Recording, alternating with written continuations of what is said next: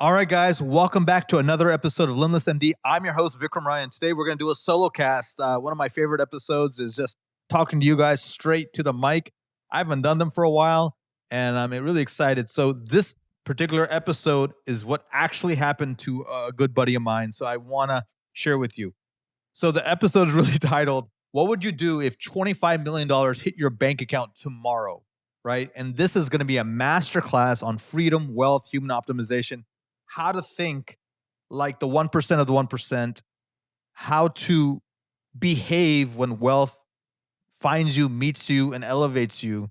And really, what is wealth? Is it a mindset or is it a number in the bank, right? And so let's break all of this down. What if you could reclaim hours of free time each week, create legacy building wealth, and devote more energy to your passion projects without giving up on your career as a life-saving MD? Dr. Vikram Raya is a functional cardiologist, high-performance coach, and real estate expert, is here to give you the tools, strategies, and solutions you need to transform your life, unlock your limitless potential, and achieve greatness, all while freeing up your precious time. Welcome to Limitless MD. Let's dive in.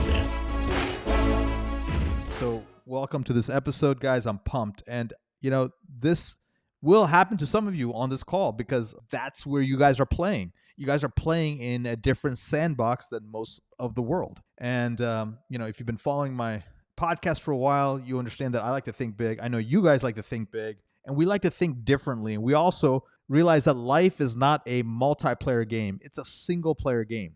We're really competing with ourselves. What's possible for us? We're not comparing ourselves to the doctors in the doctor's lounge. We're not comparing ourselves to other people in our nice, affluent neighborhood, right? That's all great that everyone is, on the surface doing well. But what is still inside of you that needs to explode, that needs to go to that next level, that you need to use your creative freedom and expression and unbottle so you can be your highest and best self? And so let's talk about this. So let's say $25 million hits your bank account, right? In one day. Number one, it's unexpected. Two, it's completely unplanned. And number three, it's unbelievable, right?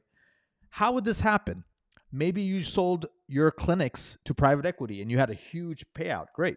Maybe a lot of your investments paid off. You invested early in Tesla or Palantir or NVIDIA, right? And huge things. Maybe you sold a ton of real estate and you had a huge cash out there. Perhaps you have a startup and a company and you just got bought out by a larger competitor. Or perhaps you invested in some tokens or some crypto or some Bitcoins or currency and they really launched and you did very, very well, right?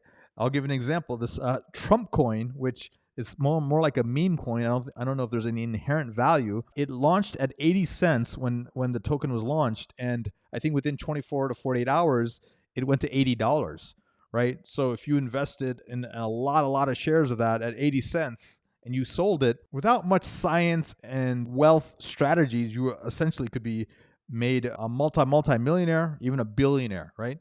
And so there are times where these things can happen without your expectations. Now, most of the time, I would say get rich slowly. Occasionally, you can get rich fast. This is what happened to a buddy of mine. They were making about $400,000 to $500,000 a year, and they had a liquidity event that put $25 million unexpectedly in 2025 into their checking account. And guess what? They were not ready for it. Here's the truth, guys. It's not the fact that they weren't ready for it. It's really what was wealth vibration, their wealth frequency, the wealth preparedness, if you will, right? And here's one thing I found, in my life. I don't think money makes you wealthy. I think it amplifies who you already are. If you're a fearful person, when you have more money, you'll have more to fear because you're worried that what's going to happen to it, right? If you are a scarcity mindset person and I give you $25 million, do you think your scarcity goes away like that? Absolutely not. You'll be even more scared. You'll panic more because you're like, oh, what if I lose it? What if someone tries to steal it from me? What if someone tries to ask me to lend it to them, right? If you're unorganized or you don't have the wealth principles or the wealth infrastructure, you're going to be overwhelmed because just figuring out how to keep where to store that money, to deploy it, to use it intelligently, to defend against all the leaks that can happen when you have that much money, it can be a full-time job. And for those who are generous, which I assume is many of you on this podcast, you're going to be even more generous, right? You're like, oh, I used to donate, 10% of my income to charity. Now I'm going to donate 20%. Fantastic. So today, guys, I really want to break down a couple of things. I want to really break down what is the mindset you need for sudden wealth or elevated wealth? What are the typical money traps people fall into?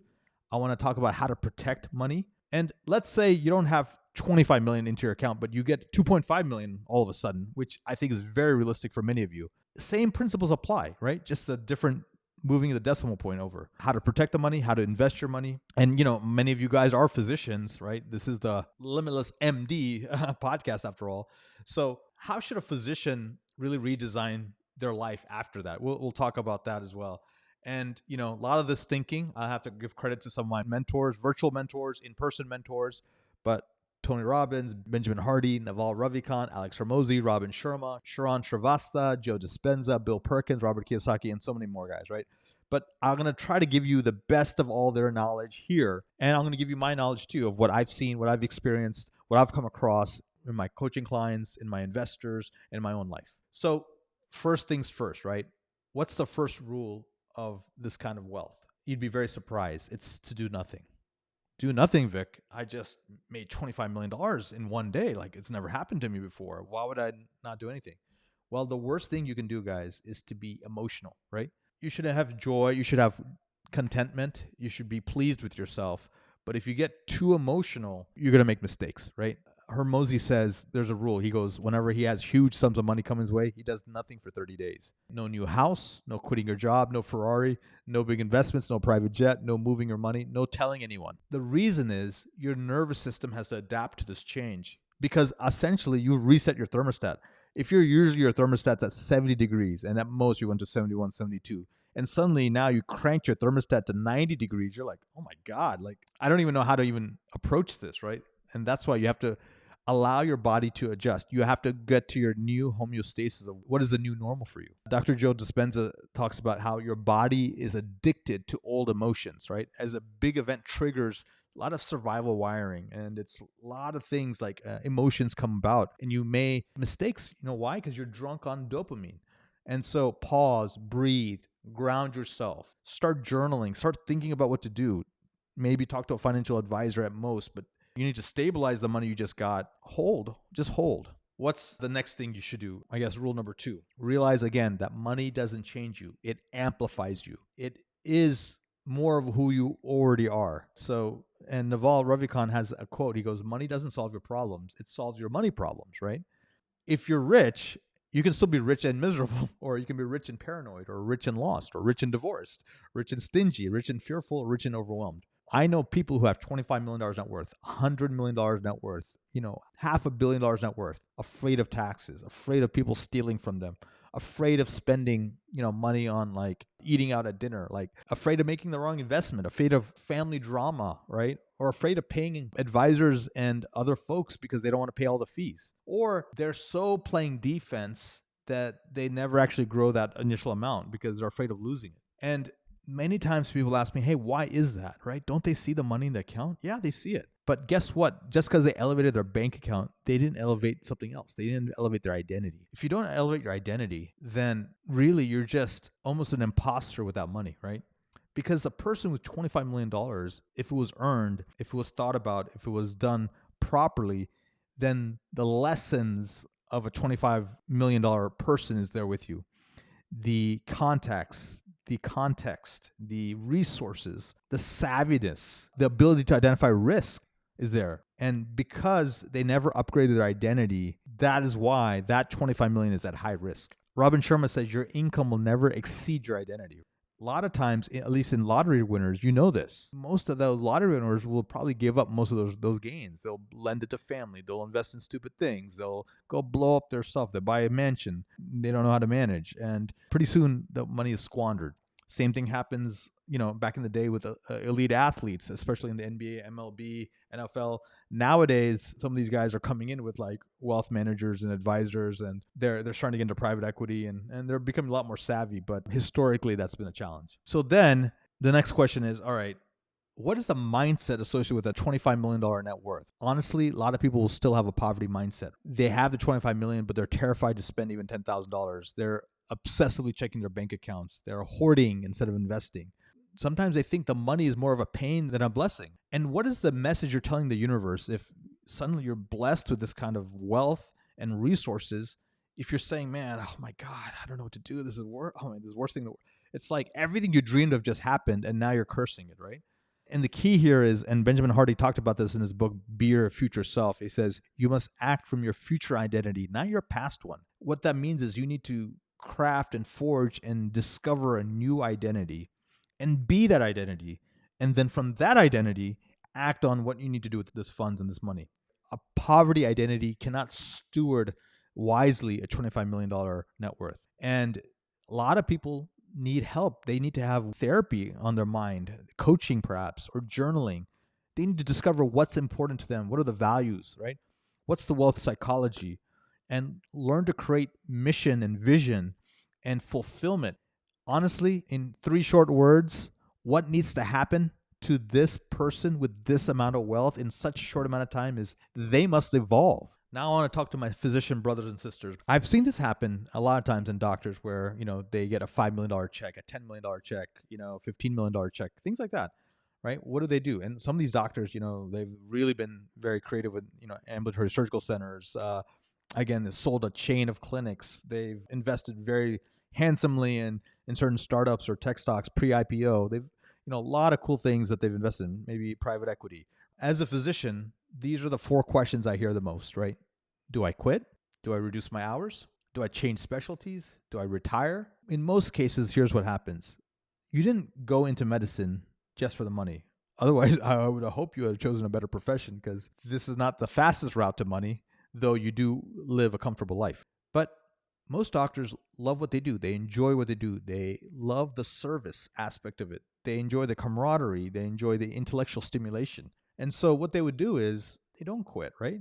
They just reduce their hours. They get rid of things they don't like call. Who wants to be on call, right? They eliminate toxic people, toxic workflows, toxic hospitals. Then they start redefining what does look like. Maybe they do telemedicine. Maybe they have a concierge clinic. Maybe they do a volunteer free medical clinic, whatever. Maybe do a concierge or a hybrid clinic. But bottom line is, what they end up doing is they love practicing medicine on their own terms. And they still have freedom, right? Just because you're still a physician and you're enjoying what you do, but you're doing it your own way, doesn't mean you don't have freedom, right? Freedom means not that you don't stop healing people. It means that you're coming from a place of abundance versus obligation.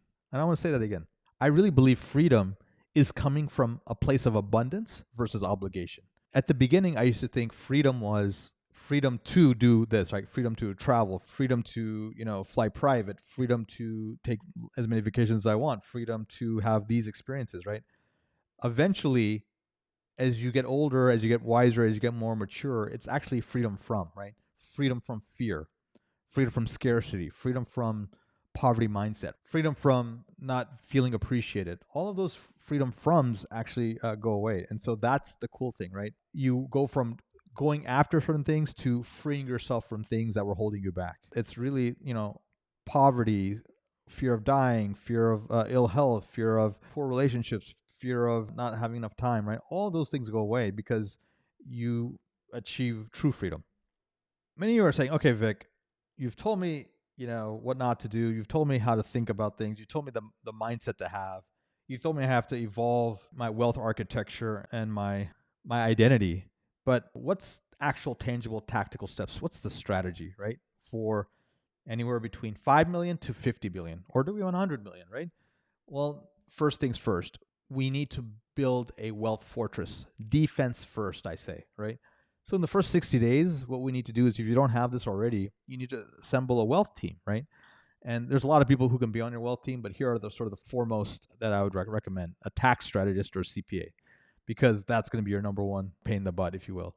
Next is an asset protection attorney. So many people are going to come out of the woodworks to try to go after you, and you have to protect yourself and protect your wealth. Number 3, you have to start thinking yourself as a family office. Essentially, you have enough, a true family office probably starts at about $100 million of net worth, but you can start thinking of that mindset even with 25 million, right? A family office architect, an estate planner, if you will. They'll start thinking about the whole picture, if you will, and then really a chief investment officer or an investment advisor. And what I do is I call these your board of directors. These are your sort of your 4 horsemen. And they're going to do is they're going to protect against the major issues. You want to have insurance. You want to have trust estates. You want to have wills and deeds. You want to have very powerful tax strategy. And and you want to make sure that you figured out how to allocate the money. And then you want to then execute on all of this, and you want to have entity protection, right? That's number one. Once you assemble that team, then you have to start protecting the principal. So what does that mean? You want to move things until safe buckets until decisions are made, right? At the very beginning, you don't even know how to deploy this 25 million, right? It takes time to do research. It takes time to see where you want to put the money. Does it make sense? What are the risks? What are the benefits, right? What are the rate of return I'm going to get? What are the tax implications, right? So at the beginning, some places to put it are treasury ladders, money markets, insured cash sweep accounts known as ICS, treasury bills, ultra short-term bonds, high yield savings accounts, that with a higher FDIC insured amounts. Those are where you would need to park the capital. And I would also consider putting all of this in an LLC in Wyoming or in Delaware. So there's some protection, and anonymity. And remember what Robert Kiyosaki says, it's not how much money you make, it's how much money you keep, right? So must protect the base amount. So now step 2 is we have to plug the leaks, right? Step A is taxes. That's the number one expense you're going to have, the number one threat to that 25 million.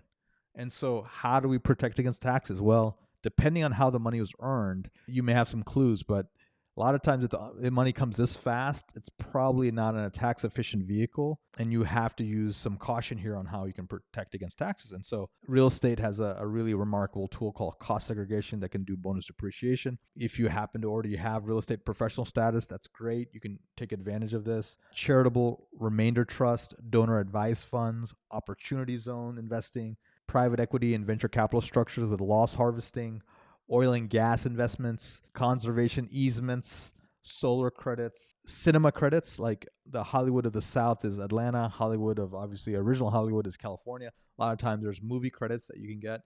So you need to work with a tax professional, but this is what you need to think about. And Tony Robbins has a phenomenal quote. He says, tax efficiency is the difference between the rich versus the ultra rich, right? I want you guys to be the ultra rich. And this is one way to consider protecting that capital. So we talked about step 1, right? It's really you're assembling the team and building your wealth fortress. Step 2 is really plugging the leaks against taxes, right?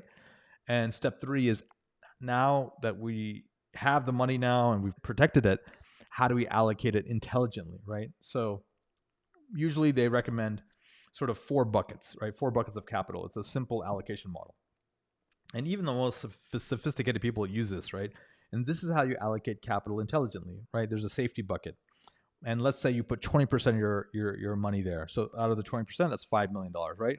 What is safety? This is like, you can bank on it, right? You can sleep well at night fund. It's cash, it's treasury bills, it's fixed income, it's high grade bonds. Not exciting, but you're going to get your 4 to 6% and you're going to be very happy. The next bucket is a little bit more aggressive, but still within reason. And it allows you to earn income and grow. It allows you to earn some income, but not really put your full investment at risk, right? And let's say you put 40% in this bucket, which happens to be about 10 million. This could be multifamily real estate. It could be build to rent properties, industrial, data centers, senior debt, senior housing, private credit, preferred equity, medical practices, medical office buildings. Like that's a good place for this 40% in the income bucket. Then the next bucket is a growth bucket. This is a little bit more speculative. This is where, you're trying to do a little bit of home runs. You're trying to grow this amount, right? Private equity, venture capital, biotech, crypto. A lot of people are suggesting, as during this recording, which is in November 19, 2025, the crypto market is taking a little bit of a hit. So Bitcoin is coming down.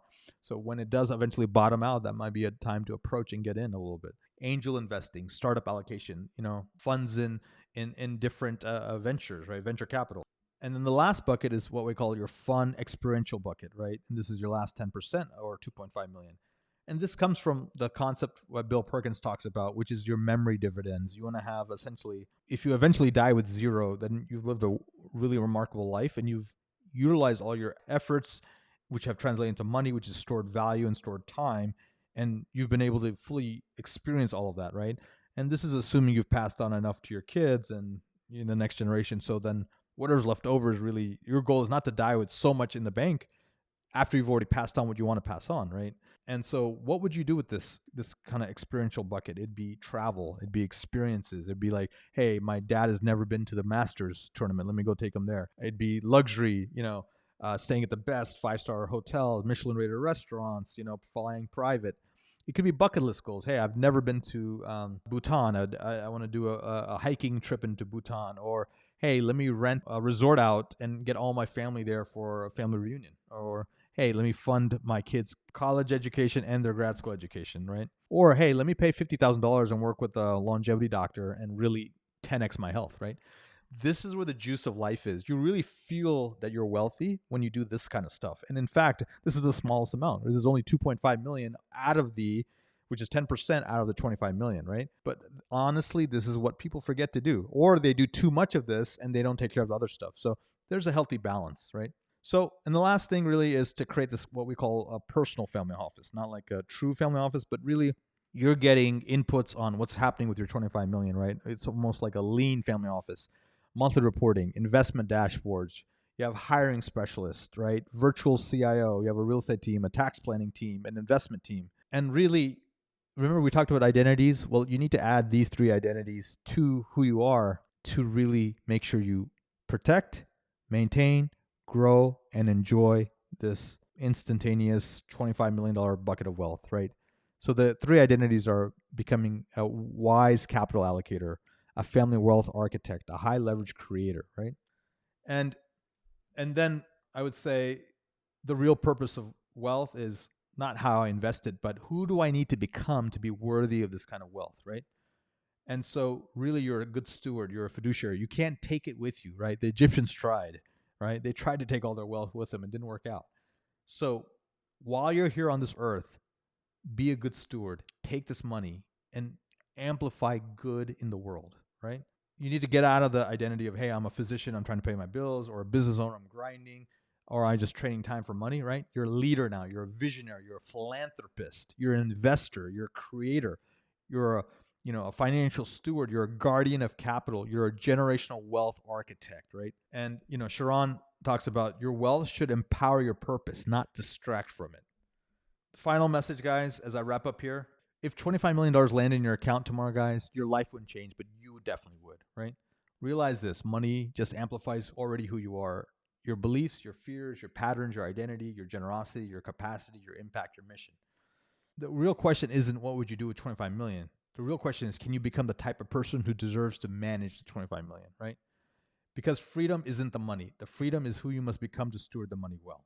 And if this episode spoke to you, if you're the kind of physician, entrepreneur, or high performer who knows you're sitting on untapped potential, not just financially, but mentally, spiritually, or creatively, then I want to extend a personal invitation. I have a program called Titan. It's my most exclusive coaching experience.